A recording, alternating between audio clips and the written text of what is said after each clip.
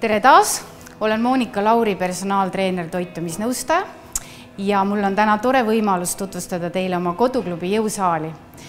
Tahan näidata, et jõusaal ei ole mitte ainult raskuste tõstmise koht, vaid ka toredate harjutuste tegemise koht. Lähme koos ja vaatame need harjutused üle.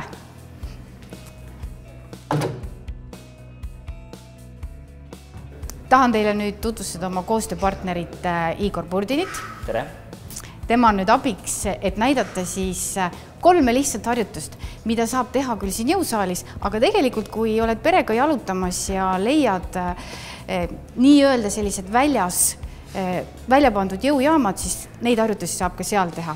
Sinu kehaline vorm on hea siis, kui sa suudad töötada oma keharaskusega. Hea on alustada harjutustest, mida tehakse siis rippes. Näiteks leiad koha, kus sa saad ennast üles riputada sõna otseses mõttes. Palun, Igor, riputa ennast üles. Nii, hakkabki nii peale, et sa tegelikult kõigepealt püsid. Kui tunned, et püsid hästi, võid natukene kõhulihast treenima hakata, näiteks põlvi kõverdades ette. Just, lähed veel osavamaks. Igor, äkki sirged jalad. Väga hea, just. Nii, pange lapsed ka rippuma igale poole, kus te leiate sellised stanged, sellised kohad, et tõesti, mis juhtub, kui me ripume? Me ütleme oma kehale, et kallis keha, kui sul on raske, anna üleliigne ära või kallis keha, anna jõudu juurde, sinu valik. Järgmine harjutus.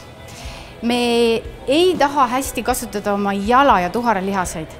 Selle jaoks on hästi tore, kui sa leiad mingisuguse astmepingi, jälle vahet ei ole kus kohas, ja lihtsalt harjutad astmele tõusmist. Palun, Igor, sinu etteaste. Nii, sirge selg, pea on otse ja üles alla. Mis on oluline? Oluline on see, et korduste arv oleks vähemalt üle 10, et sa tõesti saaksid oma jala ja tuharalihased tööle.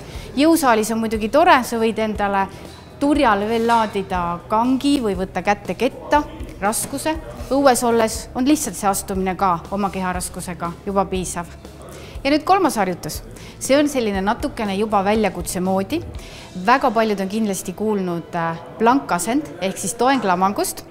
Töötab läbi tõesti sinu kõhulihased, sinu ülakeha ja tegelikult ei pääse ka tuhara ja jalalihased. Igor, palun jälle sinu etteaste, võta asend. Vaprad teevad seda ilma matita. Kellel tõesti on küünarnukkidega probleeme, siis peaksid alustama jõusaalis harjutamist koos matiga. Igor on meil vapper. Ja mis on siin oluline, et kõhulihased on tugevad, hea oleks tõmmata tuharlihased ka pingesse ja kindlasti see pea ja seljajoon on ilus sirge, et siit ei vajuks pea ette ära. Nüüd hoia seda asendit nii kaua, kui sa jaksad. Igori puhul on lugu selles, et tema jaksab kaua. Me teeme siis nii, et minuga kohtume järgmises saates ja räägime toidu talumatusest ja selle tähtsusest kehale. Nii et kohtumiseni!